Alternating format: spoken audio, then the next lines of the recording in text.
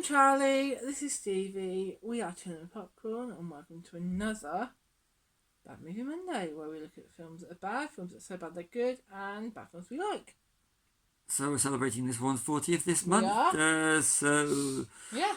We are now looking at films from 1985. So all four of these movies in November are from 1985, as I just said. And this week we are on Ewoks: The Battle for Endor, a TV movie which you can find on Disney Plus. So it's directed by Jim Wheat and Ken Wheat. Stars Wilford Bramley, Warwick Davis, Aubrey Miller, Sean Phillips, Paul Gleason, Eric Walker. Some trivia from IMDb. Because Wilford Bramley did not get along with directors Jim Wheat and Ken Wheat, his scenes were directed by production designer Joe Johnson, who worked for ILM and would go on to direct Captain America. Yes. The first Avenger, and I think he did Jumanji as well, but don't quote me on that. According to an interview with Warwick Davis, a second Ewok movie with Ewoks 3 was in the planning stages not too long after Ewoks: The Battle for Endor, but it never got made. So if you think that recently these have been the first Star Wars spin-off movies, no, we've got Caravan of Courage, and this Battle for Endor is the second one. The Marauders animals, known as Blurgs, were based on concepts for Phil Tippett's Tauntauns in The Empire Strikes Back. Alright. Sharel is a Night Sister, a sect of Sith witches from the mysterious planet of Darth Maul. I think they were used in some of the Star Wars things recently. And there is much debate about the Ewoks speaking basic English in the film. The movie takes place several months before Return of the Jedi, so the Ewoks, and Wicket in particular, should have been able to communicate with Princess Leia. Yes. And some shots of the Ewoks prepping for attack were attacking for the final battle are cut straight from Return of the Jedi. That's really it for my notes based upon from IMDb trivia. Over to you. So this obviously was before the prequels came out. Yes. Wasn't it? This is 85, so we are looking at 14 years before Phantom Menace. Wow, that's crazy.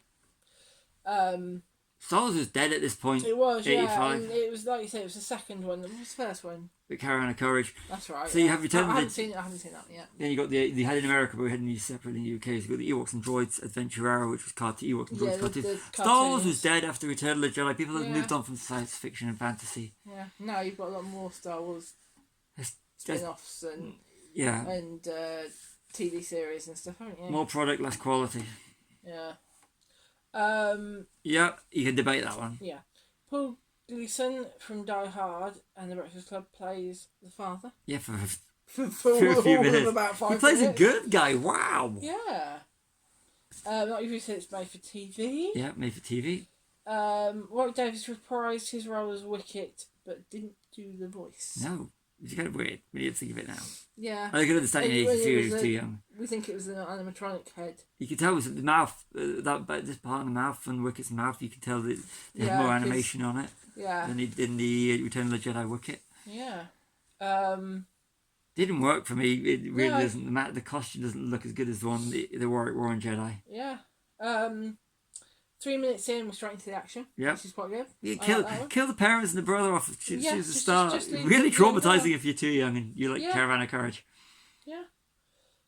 Yeah, we said that one. Lord Tarak has the power. Is it the power of Grayskull? Yeah. Yeah, he's looking for the power. He's looking for the power. Is it the power of Grayskull? Yes. Maybe it would have been a better movie. Yeah. Masters of the Universe, another film we've done for Bad Movie Monday. Check it out. Yes. Stop motion. I noticed stop motion. Yes. You didn't. I did. I didn't say anything. Alright, fair enough. Well, yeah. I miss stop motion, but it's pretty bad in this film. Not as up to the quality of Return of the Jedi, Star Wars, A New Hope, or Empire Strikes Back. Yeah. But it's nice. I know it was 85 and this is pre-CG. But it's nice seeing old school filmmaking. Yeah. That's the only beauty of this film is for me, in my honest opinion, is the old school filmmaking. Yes, yeah. All the characters they could have picked to make a TV movie of, George Lucas chose The Ewoks. I don't think there's many fans out there saying, yeah, that's a great idea, George. Let's do an Ewok thing. It's great for young children to sell cuddly toys. Yeah. But that's about as far as it goes. But Yeah. I'd pick. There's so many things they can do, which I suppose is kind of cool what they're doing now with Star Wars. Yeah. There is good and there's bad Star Wars post George Lucas. Yeah. And we had a little bit of debate on this one. We actually have to look it up. But is this George Lucas's answer to the Care Bears? Care Bears were big at the time, so it could be. Ewoks big. Only a year or two before this Care Bears came out, wasn't it? That was it. No, about the same time, but the Care Bears were about 81. They were conceived by a card company for a card company. They weren't. No. I only found that out by looking it up. Thank you, internet. Yeah. And it utilises traditional filmmaking. Yes. Quite good. Yeah, stop motion, blue screen, practical. Matte painting, which not as good as Jedi or still, ones in the movie. Still. It's made for TV. What do you expect? Yeah. And this film was released the same year as the cartoon was. Yeah. Which I don't think I've ever seen. I may have seen. I don't know. I was very young, so. Oh yeah, I've seen it. And I was getting to the pimp. I was at the age where I was getting a little bit too old for teddy bears. I say, if it was made today, there would be a major cameo somewhere. There would have been. That's one thing. Yeah, you'd be like, yeah, I know it's set before. I know it's set before the rebels hit the planet, but there's no Death Star in it either. It's supposed to be set before Jedi. There would have been the Death Star, the generator, so you'd have seen it in the sky. Also, Endor is a forest planet. Yeah, forest moon of Endor. Forest moon, and half of the film takes place in the desert. Yeah, it made no sense in everything we've seen of Endor. Even in Rise of Skywalker, it says it's forest moon. It's a forest moon. So where has this desert come from? Did they suddenly have just for a brief period of global or was it all cut down? Climate Did change. It die because of the sorcery that was there. Climate change, but it just corrects itself. Yeah. Wilfred Brimley is 50 in this film. Yeah, they aged badly in the 80s. Yeah, he'd be about my age. Yeah, kind of looks like I. But back then it was different, you know. You looked more your age back then. I don't look my age now. That's what I mean. Most people my age are not like me. So you've got the dream sequence, which is it's obviously it's a dream because it's in black and white. Yep. It's a very dreamy thing to do, isn't it? Yeah, it's but you can always tell why they're going. Or they put it in like a sepia or just a slightly different colour, so you know it's a dream. And you can always tell where the adverts are because it's made for TV. Yeah, because he always got that little bit of a slight kind of goes black, fade to black with little pause, so they always put the adverts. Yeah. The trailers, adverts, the adverts, ad breaks in America still aren't they? Yeah. Okay, question. Was this a trial for Willow? Yes, it does feel like science fiction in sword and sorcery. Yeah, I think it with was. Warwick Davis, I think it is. So if that's what this was doing, then yay! We got Ron Howard's Willow, and to a lesser extent the TV series, which should have been given a second season, should have been given a chance. We're not here to discuss how we want a second series of Willow, which we'll never get because I really enjoyed it, and the movie's good. But yes, I do. I think this was the only positive thing is they tested the water with the sword and sorcery. Yeah. Element of it to do a Willow. Yeah. It's a kids' film that deals with loss. It does. It deals with loss. It's deep for it. Very deep, yeah. Yeah, because she's lost her family, hasn't she? Yeah. But I did think it was really ham-handed the way they did it at the start, and it is kind of like really disturbing. It's got to remember this is something like this is 85. In Temple of Doom, also written by George Lucas. Indiana Jones and Temple of Doom came out in 84. Bit of a dark. George Lucas going dark. Maybe it was his dark era. Yeah. Yeah.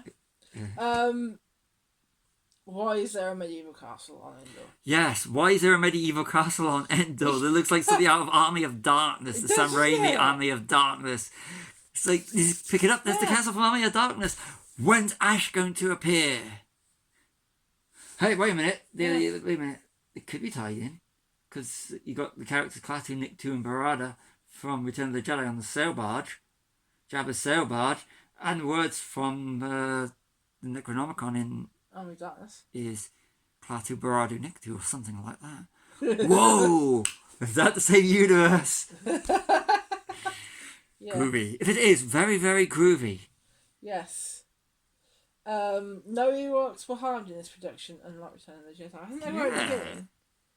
In the beginning, You don't see it like what happens when the ATST shoots the Ewok and you see it just lying there and the other one mourning it over the body. You don't see it in this movie. We said the Jedi was very traumatizing. Yeah. The big reveal of the sorceress the fact the sorceress can turn into a crow, which we already guessed, and it's kind of because you actually see her turn into a crow, and it's like very Willow. You can imagine that. That's very Willow. Yeah. When did they just do that? Is it like just trying to make Willow with the Ewoks and of course Warwick Davis, which is great because Warwick Davis is great. Yeah. And going back to Army of Darkness, the colour palette is very browns and greens. Yeah, especially in greys. It should be green. Yes. It should be green. Forest greens and brown and sort of earthy browns and earthy reds and forest colours. Not a medieval castle and a moat. In the middle of in the middle of a forest moon. A moat that kills you, that and alives you. Makes no sense. Boils your skin. Is this Ewok or is this an alternative universe? Yeah. So is this Endor or an alternative universe Endor? Because if it's an alternative universe Endor, this might make sense. But in the Star Wars canon, this makes no sense.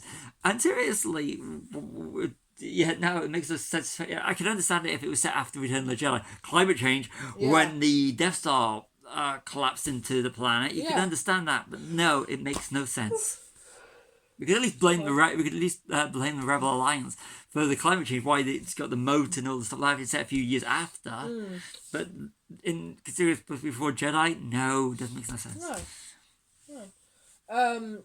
The big bad has a sword. Why not have a light sword or a gun or laser sword, a pew or laser sword or something like that? They do have the laser guns, but the sword makes no sense. Big bad doesn't have that. No, but it makes no sense of having a sword. Yeah. Because everything else is lasers. Oh yeah. No sense. So that again goes back to Willow and the whole sword and sorcery, not Star Wars. Because in the Star Wars universe, they would have had a lightsaber or an equivalent of a lightsaber. Yeah, something else that doesn't make sense. The last thing I've got.